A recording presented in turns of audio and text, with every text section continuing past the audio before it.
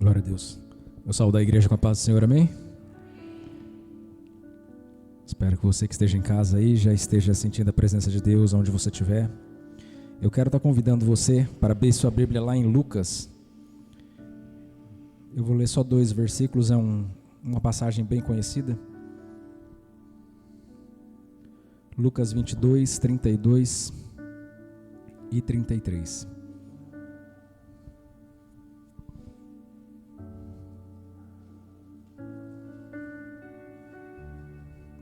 Lucas 22, 32 fala assim, ó. Eu vou ler do 31 só para dar mais contexto aqui, tá? Disse também o Senhor: Simão, Simão, eis que Satanás os pediu para vos cirandar como trigo, mas eu roguei por ti, para que a tua fé não desfaleça. E tu, quando te converteres, confirma os teus irmãos. E ele lhe disse: Senhor, estou pronto a ir contigo até a prisão e a morte. Amém? A gente vai estar usando aqui só o versículo 32, mas só para a gente conseguir contextualizar aqui para as pessoas que não têm tanto entendimento. Aqui a gente já está no finzinho da vida de Jesus, nos últimos momentos, e Jesus ele está dando um aviso para Pedro, né? E é interessante você perceber a minúcia do verso, porque não basta Jesus ele dar um alerta para Pedro falando, ó, o diabo ele está querendo fazer alguma coisa aí com você. Ele chama Pedro de Simão. É como se ele mesmo tivesse dando a entender para Pedro, ó, o seu velho homem ainda está meio vivinho demais, digamos assim. Ele não fala Pedro, Pedro, ele fala Simão, Simão. Você fica esperto, Simão. Para quem não sabe, cirandar é malhar trigo, tá? A ciranda é literalmente como se fosse a peneira mesmo. E quando você pensa a respeito desse procedimento, é basicamente como se o inimigo ele quisesse provar a fé de Pedro. Então você pensa que no processo de malhar trigo, como a gente vê lá na história de Gideão, por exemplo, a pessoa ela pegava o trigo e batia com violência contra aquela peneira, né, que eles chamavam de ciranda. E embaixo tinha um pano que recolhia os grãos que caíam. E em cima ficava só a palha seca ou o joio, se não tivesse fruto do trigo. E você entende diante da situação, diante do alerta que Jesus ele dá para Pedro, que Jesus ele está em outras palavras falando assim, você não tem tanto fruto assim para oferecer que nem você está pensando. E se a gente continua lendo aqui os versos seguintes, depois Pedro ele ainda vai continuar, não Jesus, eu vou contigo até a morte, né, para passar por cima de, tem que passar por cima de mim para chegar no Senhor e não sei o que. E aí depois Jesus termina falando para ele que ele vai negá-lo 3 vezes ainda. E o que é interessante, só para a gente fechar essa parte aqui desse comecinho, é que Jesus ele não fala que ele impediu ou que ele não vai permitir que isso aconteça. Mas ele fala para Pedro assim, só que eu roguei por você, para que a sua fé não esmoreça. E aqui eu já tiro uma lição a respeito do como a gente precisa entender e começar a viver a nossa vida. Porque uma das coisas que mais a gente percebe, né, principalmente na época do conforto que a gente vive, é que nós vivemos clamando para que Deus ele nos tire da prova. Nós vivemos clamando para que Deus ele nos tire de situações desconfortáveis. Sendo que as situações desconfortáveis são necessárias para que nós consigamos chegar aonde Deus ele pretende para nós. E você percebe que em nenhum momento Jesus fala assim, ó, eu impedi, né? Eu falei que não é para ele tocar em um fio de cabelo seu. Muito pelo contrário, ele fala assim, mas eu intercedi por você, para que a sua fé não esmoreça. Então a gente aprende com aquela frase que fala assim, ao invés de você ficar pedindo para Deus, para ele tirar o peso das suas costas, fala para ele fortalecer as suas pernas. Porque isso que eu estou vivendo faz parte do meu processo. E aquilo que eu quero me tornar ou preciso me tornar, eu preciso passar por aqui. Eu preciso enfrentar isso daqui, porque isso daqui faz parte da minha jornada. E dentro desse contexto aqui, a gente chega nesse verso 32, onde Jesus ele termina falando para Pedro assim, e quando te converteres, aí você faz uma oração, Quando você se converter, aí você abre uma igreja. Quando você se converter, aí você muda o seu jeito de se vestir. Não, ele fala assim, quando você se converter, aí você ajuda os seus irmãos. E eu quero pegar essa chave aqui, para a gente começar a trabalhar, no sentido do como que essa questão da comunhão, ela faz toda a diferença em todo o Evangelho. Não só nessa passagem aqui, mas eu vou andar um pouco com você em algumas outras passagens, onde você vai entender o quanto que essa conversão, ela está extremamente ligada a essa questão da comunhão. Você percebe que Jesus ele está falando a respeito de um princípio de ministério, né? Já não basta a estranheza de Pedro ter andado 3 anos com Jesus, e Jesus chegar em Pedro e falar assim, ó Pedro, quando você se converter, aí você ajuda os seus irmãos. É super estranho isso, né? Porque o fato da nossa familiaridade com Deus faz com que a gente pense que a gente conhece a Deus. Pedro ele falava, não Jesus, eu não te nego de jeito nenhum. Eu dou minha vida, mas eu não permito que ninguém encoste um dedo em você. E aí você passa um capítulo e Pedro está negando Jesus. E nós somos desse jeito. Porque enquanto nós não somos colocados à prova, nós não sabemos até onde a gente aguenta. Uma coisa é teoria, uma coisa é o que eu vivo lendo e vendo a minha vida inteira. Outra coisa é quando eu sou submetido na prensa. E aí quando você é submetido na prensa, o que sai de você? Sai o que tiver dentro. Do que você tem se abastecido durante esse tempo todo. Esse texto que eu li aqui, do verso 32, ele tem muito a ver com a palavra que o Juninho trouxe aqui no domingo passado. E eu estou ruminando aquela palavra até hoje ainda. E ele começou falando assim, que no começo da passagem, Jesus ele dispersa a multidão e ele insiste para que os discípulos atravessem para o outro lado do rio sem ele. E normalmente esse insistir na nossa cabeça, a gente fica pensando assim, Jesus ficou falando, vocês vão e depois eu vou. E os discípulos ficavam falando, não Jesus, vamos todo mundo junto e não sei o que. A gente fica imaginando esse tipo de insistência. Mas o Juninho ele trouxe uma chave aqui, que me fez expandir a minha mente de uma forma. E ele trouxe uma consideração de um estudante da Bíblia, que traz uma coisa que às vezes a gente não percebe, que todos aqueles homens eles eram pescadores. Eles conheciam dos tempos e eles conheciam aquele rio de ponta a ponta. Então quando Jesus insiste para que eles atravessem o rio sem a presença dele, é porque eles não queriam ir. Porque eles sabiam que o tempo estava formado, que eles sabiam que ia dar ruim. Só que mesmo assim Jesus insiste para que eles vão mesmo contra a vontade deles. E aí você se vê agora eles lá no meio da tempestade, no meio do rio, falando, eu falei que não era para a gente vir. E quantas das vezes Deus ele não nos dá um direcionamento e a gente fala, não vou porque vai dar ruim. Eu já tentei, não deu certo. E nós precisamos começar a entender que tudo isso faz parte do processo. Se Deus ele te mandou, então ele se responsabiliza. Lá em Josué fala assim, não te mandei eu, então ser forte e corajoso. Não te pasme nem te espante, porque o Senhor, aquele que te enviou, vai contigo aonde for. Se ele está te mandando, então ele se responsabiliza. Quando você se converter, Pedro, ajude os seus irmãos. E eu quero trabalhar essa chave da comunhão com você, para que você entenda o poder que isso daqui tem. Lá em Lucas, no capítulo 24, a gente encontra ali a história daqueles discípulos no caminho de Emaús.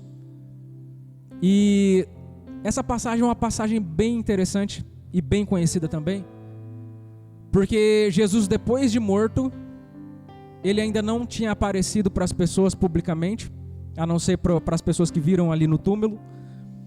Só que ele se encontra com esses discípulos ali no caminho de Emaús e eles vão conversando, Jesus conversando com eles. E até então, eles não conseguem identificar que é Jesus. E você percebe que eles só vão conseguir enxergar que é Jesus, eles só vão ter clareza a respeito disso, quando no finalzinho da passagem, Jesus ele faz que vai continuar o caminho, e eles falam, não, entra, fica com a gente, já se faz tarde. E como era de costume, como ele era o estrangeiro, como ele era o de fora, eles oferecem o pão para que ele parta. E a Bíblia diz que quando ele parte o pão, os olhos dele se abrem. Você percebe que o tempo todo, durante todo o caminho, não foi aquela palavra que Jesus falava, não foi aquela palavra expositiva, onde ele foi falando de todos os profetas ali, e explicando o Messias, como é que funcionaria. Não foi isso que fez com que eles enxergassem, não foi isso que fez com que os olhos deles se abrissem.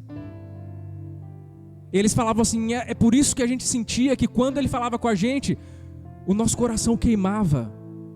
O coração queimava, mas os olhos não se abriam. Os olhos deles só foram se abrir quando eles chegaram diante da mesa, no momento de comunhão. E Jesus partindo o pão, os olhos deles se abriram e Jesus desaparece na frente deles. Então você percebe que, conforme uma das coisas que eu sempre falo, a mesa ela traz o destino. A mesa onde você se senta, ela fala do destino que você vai ter. E você percebe na Bíblia como que a mesa ela está presente nessa questão de comunhão. Quantos estiveram presentes aqui lá na minha casa, lá na quarta-feira, né? Quantos que foram lá? Quando você vai na minha casa, eu me responsabilizo por aquilo que você come. Eu sou responsável por aquilo que você está comendo, porque você come da mesma coisa que eu como. Quando você está numa mesa, você está andando junto com aquelas mesmas pessoas. E a mesa que você se assenta, ela libera o seu destino. Você percebe isso lá no Gênesis. Quando Adão, todos os dias ele comia da mesa de Deus. A Bíblia diz que todos os dias, na viração do dia, Deus descia e alimentava Adão com a palavra que sai da sua boca. Só que teve um dia que Deus desceu e Adão não estava lá, no encontro marcado. Sabe por que Adão não estava lá? Porque ele já estava comendo de outra mesa. Enquanto Adão ele estava comendo da mesa de Deus, ele se interessava por Deus. Ele vivia os planos e os projetos de Deus. A partir do momento em que ele começou a comer de outra mesa, aí agora a história dele começou a virar de ponta cabeça. Porque a mesa, ela traz o destino. E tem até um fato curioso, que esses dias eu estava estudando, e eu até fui pesquisar para ver se isso era verdade, porque eu falei, nossa, isso é muito interessante. Que fala a respeito das abelhas, né? Quando as abelhas elas estão precisando de uma abelha rainha com urgência, elas pegam uma abelha operária, que ainda está em formação ali, e ela pega essa abelha e elas mudam o cardápio dessa abelha.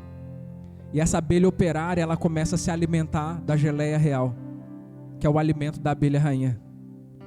E quando essa abelha operária, ela começa a se alimentar da comida de abelha rainha, ela começa a crescer mais do que as outras abelhas. E o comportamento dela se muda. E ela se transforma na próxima abelha rainha daquela colmeia. O lugar onde você está comendo fala o que você está se transformando.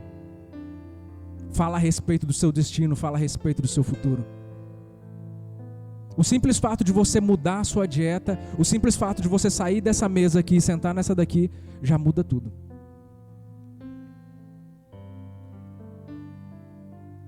E uma outra passagem que eu quero passar aqui para vocês, que também é extremamente conhecida, é aquela passagem onde Samuel ele vem para ungir o rei Davi. Só que o que é interessante nessa história de Davi é que quando Samuel ele chega ali, ele vê todos aqueles irmãos de Davi, todos bem vestidos, né? Imagina você receber a personalidade mais importante da nação na sua casa. Então acredito que estava todo mundo com trajes festivos. E Samuel ele vê cada um dos filhos de Jessé, um mais bonito do que o outro, um mais preparado do que o outro. Só que Davi não estava lá. A mesa estava posta, estava tudo no jeito. Só que você percebe que Davi, ele não tinha o costume de comer junto com a sua própria família. Ele não fazia parte daquela mesa ali. E quando você percebe que Davi, ele não está naquele lugar, Jessé, ele fala uma coisa que até esses dias eu preguei a respeito disso. Jessé, ele fala assim, ó, manda chamar o seu filho mais novo, e ninguém se assenta na mesa até que ele chegue. Aquela pessoa que era desprezada, que não tinha nenhum lugar naquela mesa ali, quando a presença de Deus chega naquele lugar, agora todo mundo tem que esperar ele chegar para poder se assentar. As mesmas pessoas que o discriminavam e que tratavam ele como menos, agora tiveram que ver ele sendo abençoado na frente de todo mundo. E é importante de você entender que a história de Davi é uma história que ela é contada em minúcias, porque ela está em vários livros na Bíblia. E você percebe que nessa fase da infância dele, antes dele subir no trono, você percebe que Davi ele é o responsável por cuidar ali das ovelhas do seu pai. E eu fico imaginando Davi ele chegando no meio dessa festa, todo mundo com trajes festivos, e Davi chegando todo sujo, com os pés cheios de barro. E na hora que ele chega, imediatamente Samuel joga o óleo na cabeça dele e consagra ele o novo rei de Israel. Você percebe que não é a respeito da sua capacidade nem das suas possibilidades. Deus ele não está olhando o quanto que você é bom. Ele não está olhando o quanto que você pode. Ele está olhando o quanto que você tem um coração ensinável. Porque enquanto os filhos de Jessé contavam com a sua beleza, com o seu porte de homem de guerra, Davi ele era simplesmente o pastor de ovelhas que estava lá louvando a Deus no meio do nada, sem ninguém ver, sem plateia nenhuma para aplaudir ele, escrevendo os salmos ali. E você percebe que dentro dessa mentalidade de mesa, a gente pode trazer para os nossos dias de hoje. Porque assim como Davi, quantos de nós não fomos podados na mesa da nossa casa? Quantas pessoas que não estão aqui hoje, que não ouviram dos seus pais, você não pode nada, você não consegue nada, você nunca vai ser nada, né? Às vezes uma questão de comparação, não, seu irmão é o incrível e ele vai ser melhor que tudo, e você nunca vai ser, você sempre vai ser um Zé Ninguém. Quantas pessoas que não foram podadas desde a sua mesa? Porque, conforme eu falei, a mesa ela é o lugar que dá destino, só que o destino nem sempre é um lugar bom. Quantas pessoas, quantos homens até hoje estão tentando ser como seus pais e só se machucando na vida o tempo todo? Porque quanto mais você tenta não repetir aquilo que seus pais fizeram de errado, mais você faz. Quando você menos espera, a pessoa fala assim, você está fazendo igualzinho seu pai, você está falando igualzinho a sua mãe. Quanto mais você corre disso, parece que mais isso te persegue, porque é dali que você foi alimentado a vida inteira. E Davi não era diferente. Você percebe que quando o pai de Davi manda que ele vai levar comida para os seus irmãos na guerra, Davi ele chega ali e ele começa a querer saber a respeito do gigante, né? Quem que é esse incircunciso que está falando contra o povo de Deus? E aí um dos irmãos de Davi se levanta e falou, Davi, não era para você estar cuidando das poucas ovelhas que tem lá no pasto? O que você está fazendo aqui? Tipo, não basta falar simplesmente que ele é um pastor de ovelhas, mas ainda tem que desdenhar o trabalho dele. Por que você não está cuidando das poucas ovelhas que você tem lá para cuidar?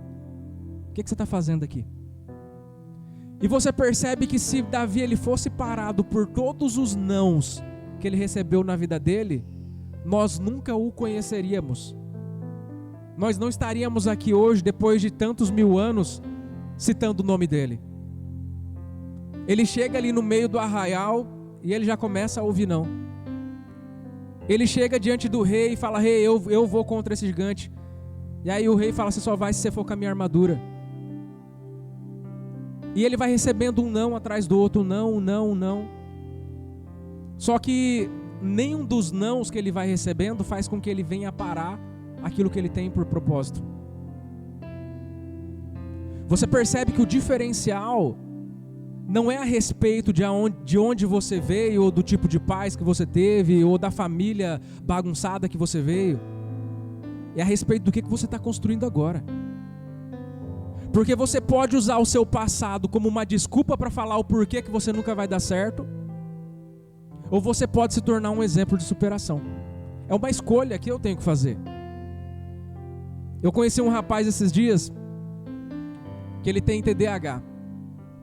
Para quem não sabe, TDAH, a pessoa ela não consegue se concentrar, ela esquece das coisas. E esse rapaz, ele era desse jeito, esquecia de tudo, perdia tudo. E tudo, ele falava, não, é que eu tenho TDAH. Eu tenho TDAH. Eu não consigo prestar atenção porque eu tenho TDAH. Então, tipo assim, essa era a desculpa que ele tinha do porquê ele não conseguia aquilo que ele queria.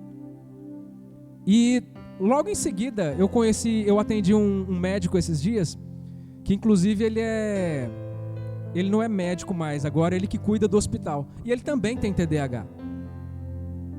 E eu fiquei pensando, como que o cara é médico, cuida do hospital e tem TDAH? E o outro Zé Mané aqui não consegue nem viver o dia a dia dele porque ele tem TDAH também, né? Então você percebe que a diferença está no significado que você dá para as coisas.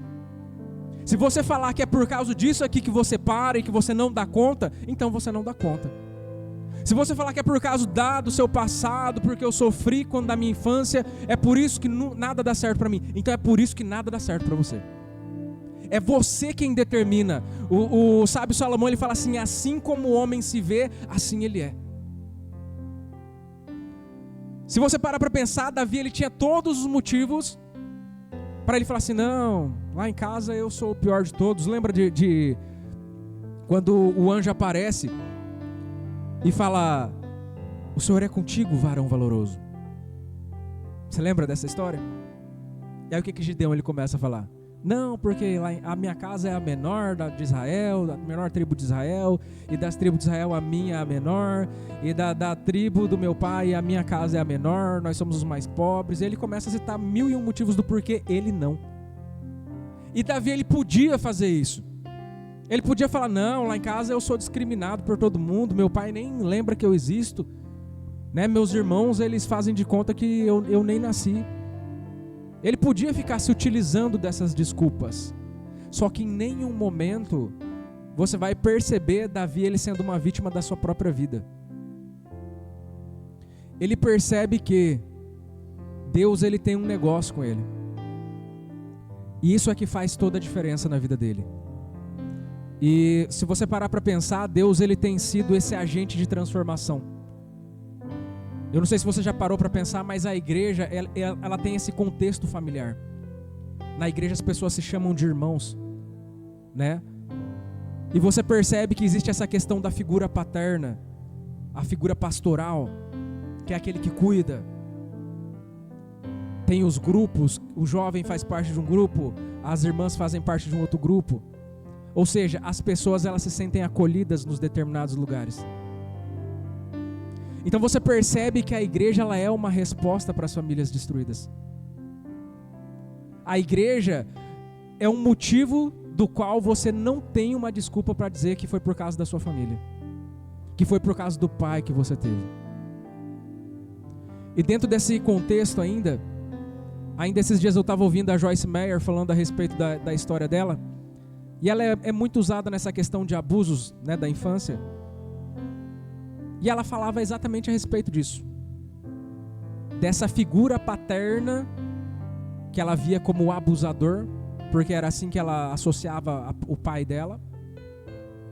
E depois quando ela se encontrou com Deus, aí é como se fosse limpado todo aquele contexto que ela tinha do abusador.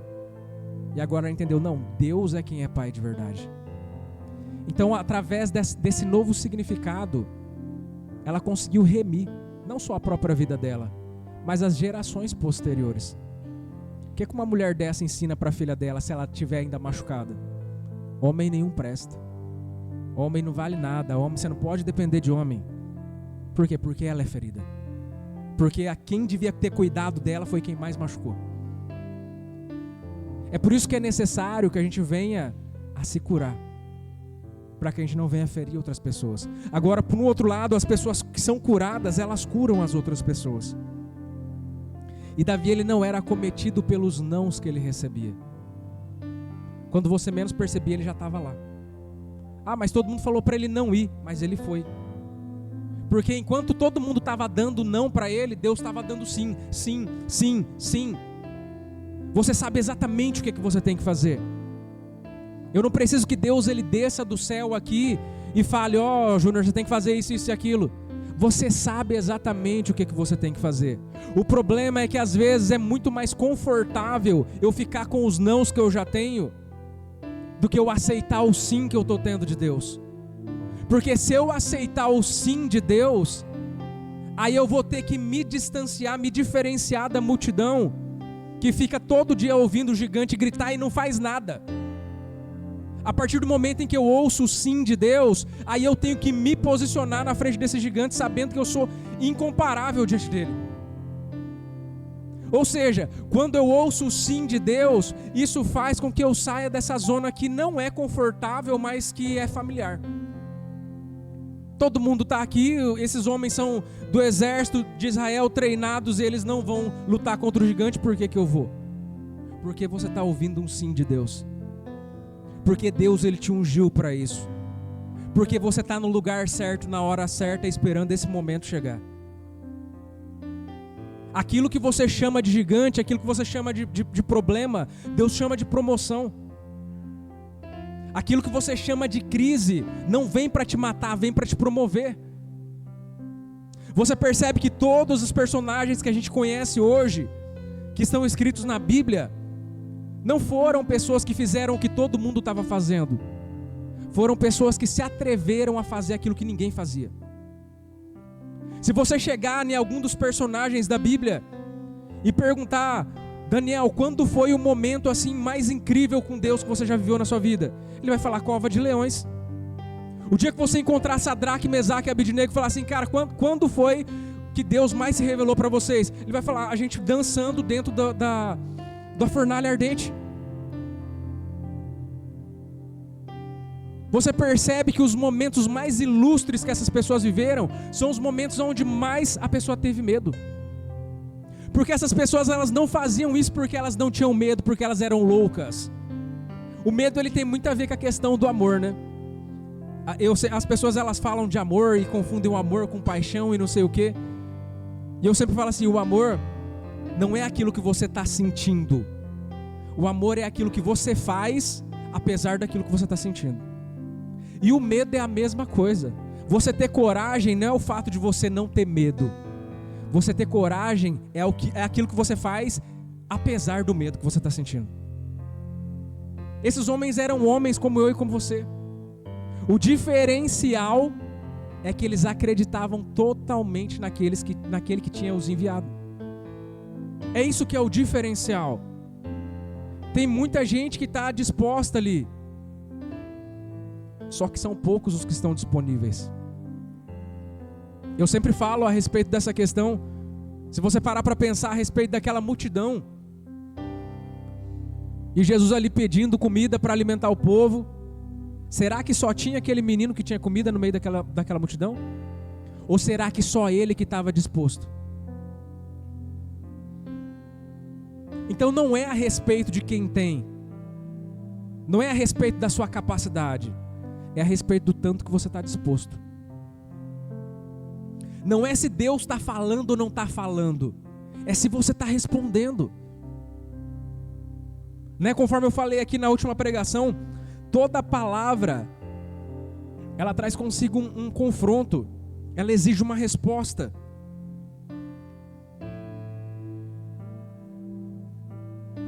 E você percebe que dentro desses dois extremos aqui, quando a gente fala a respeito da mesa, você percebe que de um lado que tem a mesa boa, conforme eu comecei falando aqui a respeito do Gênesis, tem ali você se alimentando da parte de Deus, também tem a mesa ruim, conforme essa aí da casa de Davi. Só que a gente precisa começar a trabalhar com relação a isso, de entender para onde esse ciclo está me levando. Ah, Júnior, mas são meus parentes. Mas às vezes os seus parentes estão arrebentando com a sua vida. Ah, Júnior, mas é a minha família, é o pessoal do meu trabalho. Mas o pessoal do seu trabalho vai ser responsável por nada dar certo na sua vida? Ou pelo lugar onde você está indo? Para a situação para onde você está se encaminhando? Nós percebemos que essa questão do ambiente, ele tem esse poder de segurar a gente. Você percebe que no ambiente as pessoas elas gostam de ficar nivelados, né? A partir do momento em que alguém começa a sobressair, opa, dá uma batida na cabeça dele aí para ele voltar no tamanho. Esses dias eu atendi uma moça e ela estava falando a respeito do processo de transformação que ela está vivendo. E ela trabalha, se eu não me engano, no hospital. E aí ela falando a respeito do processo, ela emagreceu, sei lá, uns 20 quilos. E aí eu falei para ela, cara, toma cuidado com as mesas que você está sentando. Porque se você está sentando numa mesa hoje, onde você é o maior da mesa, é porque já passou da hora de você sair daí. Nós sempre temos que sentar numa mesa onde a gente é o menor da mesa. Porque aí a gente ainda tem alguma coisa para aprender. A partir do momento em que você é o maior da mesa, é porque você já passou do seu tempo. Está saturado ali naquele lugar. E eu falei, você vai perceber que o ambiente ele te puxa para baixo. As mesmas pessoas que te parabenizaram quando você começou a melhorar a sua vida, saiu da depressão e tal, e começou a ser restaurada a sua saúde, são as mesmas pessoas que amanhã elas vão te puxar para baixo. E ela falou, você sabia que é exatamente isso que está acontecendo agora? As mesmas pessoas que quando eu era uma gordinha em fase de emagrecimento falavam, nossa, parabéns, tá ficando linda. Agora que eu atingi o meu peso ideal, são as mesmas pessoas que falam, nossa, você tá ficando feia, né? Você tá emagrecendo demais. Você tem que voltar, né? Tá com cara de doente. Você percebe que por mais que a gente queira atingir um objetivo, a gente sempre preza pela familiaridade. Não é nem que eu não queira viver essa vida que eu estou chegando lá. É que quando eu estou me aproximando dela, aí o pessoal dessa mesa aqui me puxa para baixo de novo. E é familiar para mim, aí eu volto de novo. Aí você percebe o porquê as pessoas elas não vivem no seu maior nível de expectativa. Elas vivem no seu nível mais baixo de tolerância. É como se ela ficasse batendo no teto e caía de novo, batendo no teto e cai de novo. E sempre vai ficar ali naquele limiar, sempre subindo e descendo, mas sempre nessa média. Não vai ultrapassar, porque para que eu consiga ultrapassar essa média, para que eu consiga sair desse nível de familiaridade, aí eu vou ter que começar a decepcionar pessoas. Vai ter muita gente que eu achava que estava comigo e que eu percebi que não está, que eu vou ter que perceber que essa pessoa já não faz mais parte da minha jornada. Vai ter muitas situações que eu me coloco que eu vou perceber que eu não preciso mais passar por isso. Aí eu estou me liberando. Eu estou me dando um aval para que eu possa passar para o próximo nível. Você imagina se Davi ele fosse ficar batendo continência para sua família o tempo todo, para os seus irmãos que queriam estar no lugar dele, que queriam ser reis no lugar dele, que às vezes olhava e falava assim, não, quem é homem de guerra aqui sou eu que devia ser o rei de Israel, não Davi que não entende nada de exército nem de nada. Você imagina se Davi ficasse a vida inteira dando ouvidos para eles e falando assim, ai, verdade, vocês são melhores do que eu, vocês que deviam estar no meu lugar. Mas você percebe que ele faz exatamente o oposto disso. Ele rompe com o seu passado. A vida de Davi é dividida em 3 partes. E você percebe que Davi, ele tem essa capacidade dele não se apegar com o seu passado. Mesmo quando Davi depois ele chega no trono, você vai ver que nenhum dos irmãos dele é um dos seus soldados ali da guarda real. Ele tem ali os 30 valentes de Davi e nenhum deles é o irmão de Davi. Você percebe que ele não tem essa questão desse apego de querer ficar arrastando gente, que é desnecessário, que é carga na vida dele. Ele aprendeu uma coisa que o seu próprio filho depois mais para frente vai escrever. Ele aprendeu a discernir os tempos e estações. E lá em Eclesiastes 3 ele fala uma coisa que é muito importante. Ele fala que existe o tempo de juntar, e existe o tempo de espalhar. Existe o tempo de abraçar e o tempo de você soltar do abraço. Existe o tempo de você rir, existe o tempo de você chorar. O tempo de você plantar e o tempo de você colher. Para tudo existe um tempo. O problema é quando a gente absorve a nossa familiaridade e a gente quer viver sempre do mesmo jeito. Sendo que a nossa vida está mudando. O tempo está passando. E quando eu olho para trás, eu ainda estou no mesmo lugar. Porque eu não estava aberto para o novo. Todo mundo quer viver algo novo. Todo mundo quer viver uma vida nova. Mas ninguém quer mudar. Né? A gente canta aqui, eu quero viver algo novo. Só quero viver. Mas eu não estou disposto. Porque se eu for viver algo novo, eu vou ter que mudar algumas coisas. Eu vou ter que mudar alguns ambientes. Eu vou ter que mudar algumas associações que eu tenho. Sabe, às vezes você é uma pessoa que você fala, não, eu quero prosperar na minha vida. Mas você só anda com gente que vive falando, não, que a culpa é do governo, não, que a gente é pobre, ninguém ajuda nós, e que ninguém dá oportunidade, não sei o quê. Você acha que você vai prosperar do lado de gente desse jeito? Com quem que você está se associando? A última pregação que eu fiz aqui, eu falei exatamente a respeito desses inimigos que eram para ser mortos há muito tempo.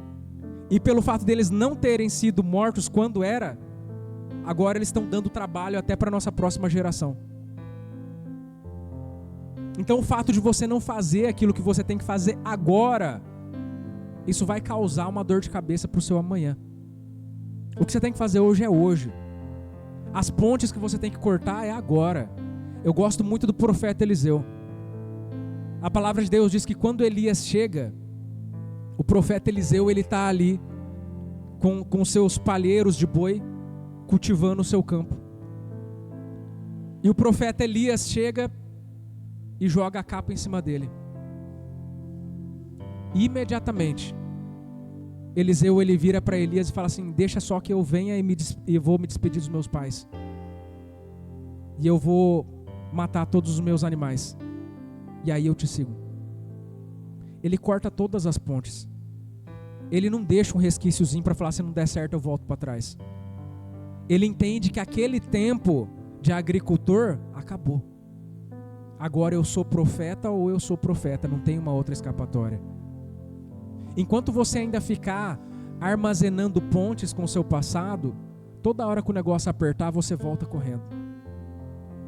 Enquanto você não assumir o que é para agora, você sempre vai ficar olhando para trás. Lembra da esposa de Jó? Sempre olhando para trás, procurando o que não perdeu, sentindo saudade de um tempo que não era bom. Você vê o povo lá quando está lá no deserto, eles falavam para Moisés assim, lá no Egito pelo menos a gente tinha alho poró para comer, agora você trouxe a gente para o deserto para morrer aqui.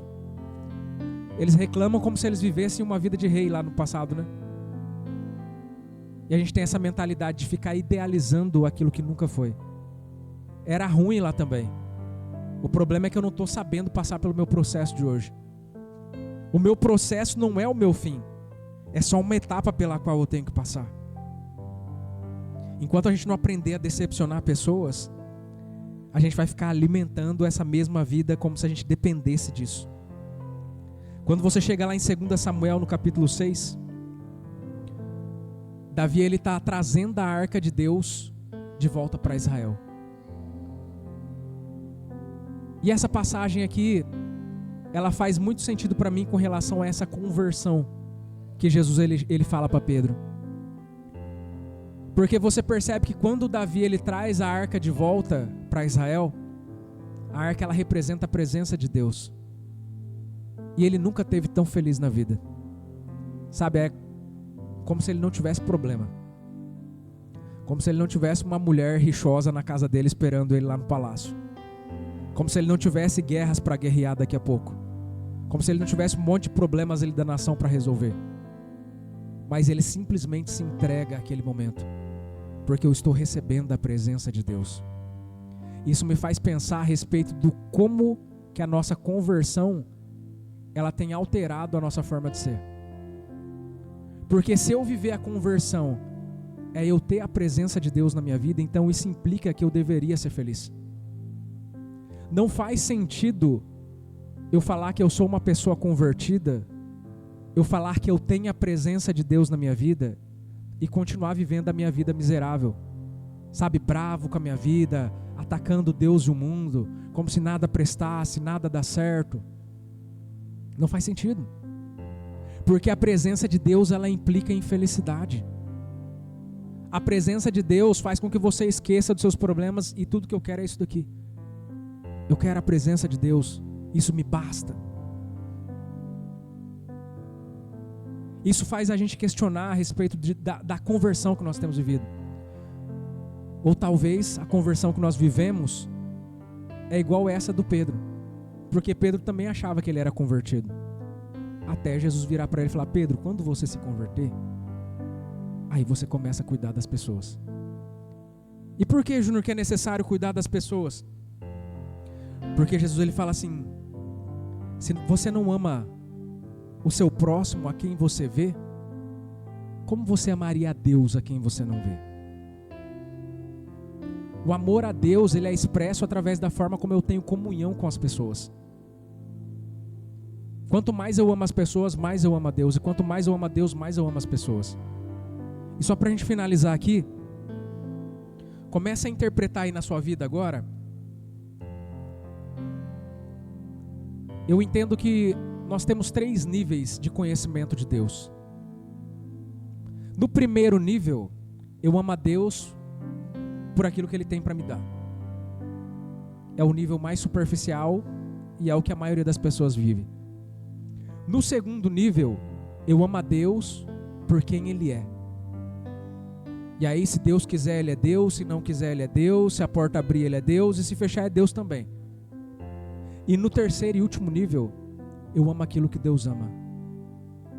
E aí você começa a enxergar a vida dos profetas, dos discípulos e das pessoas que fizeram aquilo que Deus faria se Ele estivesse aqui. Quando você ama aquilo que Deus ama, você não precisa perguntar para Deus, porque o seu coração está alinhado com o dele. Você não percebe o profeta Elias, que é um expoente entre os profetas, chegando para Deus e fazendo uma oração e falando: Deus, será que eu faço isso ou não faço? Ele simplesmente falava e Deus assinava embaixo. Porque ele tinha a visão, ele sabia qual que era o interesse de Deus. Ele falava: sobre a minha palavra, a partir de hoje não chove mais. E pronto, seca o céu. Por mais que ele também fosse passar necessidade. Pessoas que amam aquilo que Deus ama. É por isso que quando Jesus ele nos incita a conversão, ele fala a respeito da necessidade de que quando você se converter, cuida dos seus irmãos. Porque isso significa que você está vivendo um evangelho genuíno. Significa que você não está vivendo uma conversão para você ou por causa dos benefícios que está gerando para você. Que, querendo ou não, o evangelho ou qualquer outra religião traz muitos benefícios para a pessoa, socialmente falando, fisicamente falando, financeiramente falando. Só que quando você entende o evangelho de verdade, aí você entende que não é a respeito de você, é a respeito dele. Porque dele, por ele e para ele são todas as coisas. Você pode ficar de pé?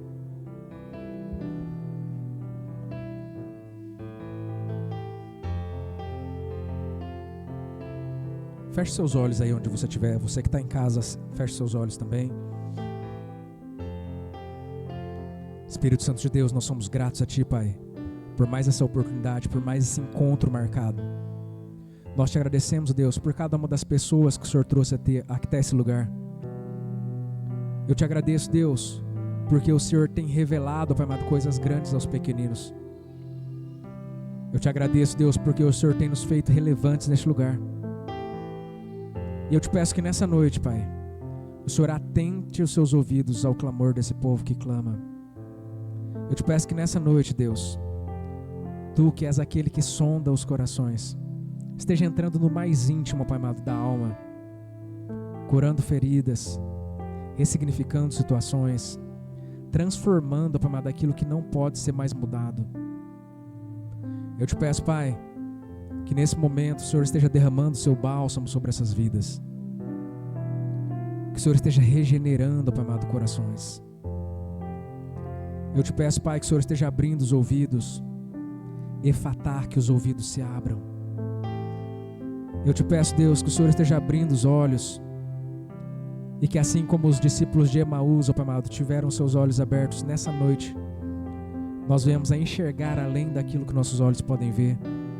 Que nós possamos enxergar propósito, que nós possamos enxergar destino, que nós possamos enxergar além das nossas necessidades, que nós possamos enxergar, Pai amado, além daquilo que é físico, e que nós possamos ver aquilo que o Senhor vê, aquilo que o Senhor quer nos mostrar, ou aquilo que o Senhor já está nos mostrando e a gente ainda não está conseguindo discernir. Eu te peço que o Senhor esteja abençoando cada uma dessas pessoas, representando a sua casa, Pai, representando a sua família, representando a sua causa impossível, representando um problema insolúvel, representando outras pessoas que não podem estar aqui neste lugar.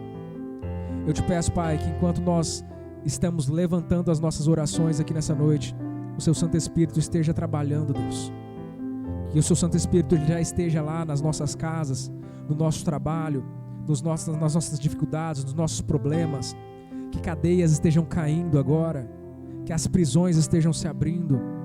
Eu te peço, Deus, que o Senhor esteja desfazendo todo o laço, que o Senhor esteja limpando tudo aquilo que não vem de Ti, tudo aquilo que tem atrapalhado a dessas pessoas de se desenvolver na Sua presença, de achar graça aos Seus olhos. Eu te peço, Deus, que o Senhor venha confirmar os passos desses homens, dessas mulheres, que o Senhor esteja convertendo o coração dos pais aos filhos e dos filhos aos pais. Eu te peço que o Senhor esteja derrubando o espírito de Jezabel. Nós determinamos, ó Pai amado, vida sobre os sonhos que já tinham morrido. Nós determinamos vida, Pai amado, sobre essas pessoas que já não tinham mais forças para fazer nada. Eu te peço, Deus, que o Senhor esteja trabalhando no caminhar, que o Senhor esteja trabalhando no processo, que o Senhor esteja cada vez mais, ó Pai amado, fazendo com que essas pessoas venham a ser fortificadas na Sua presença. Que o Senhor venha dar relevância, Pai amado, na onde elas colocarem as Suas mãos. Eu te peço, Pai amado, que o Senhor venha fazer prosperar, Pai amado, todo o plano e todo o projeto que eles apresentarem diante de Ti.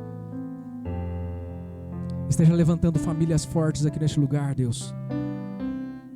É o que nós te pedimos, Pai amado, em nome de Jesus. Abençoa, Pai amado, cada uma dessas pessoas no decorrer dessa semana. Que nós venhamos, Pai amado, a ser a Sua boca onde a gente for. Que nós possamos, Pai amado, espalhar o Seu Evangelho, Pai amado, através da nossa própria vida. Que o Senhor esteja atuando poderosamente nas nossas famílias, que nós venhamos a ser esse elixir, ó Pai amado, que vai transformar a vida das próximas gerações. Escuta o Seu povo que clama, Deus. Isso é o que nós te pedimos e já te agradecemos no nome de Jesus. Você pode aplaudir ao Senhor? Amém. Glória a Deus. Glória a Deus. Deus, Ele abençoe poderosamente a vida de vocês. Mais uma vez aqui, reiterando, na quinta-feira nós temos o culto aqui. Na sexta-feira o pastor está com o culto ali na casa da irmã. Depois, se você quiser participar, é só falar com ele. E no domingo nós voltamos de novo com os trabalhos que a gente já está desenvolvendo. Tá bom? Que Deus Ele possa abençoar poderosamente a vida de vocês. Vão em paz e transformem a vida das pessoas que vocês encontrarem por à sua frente.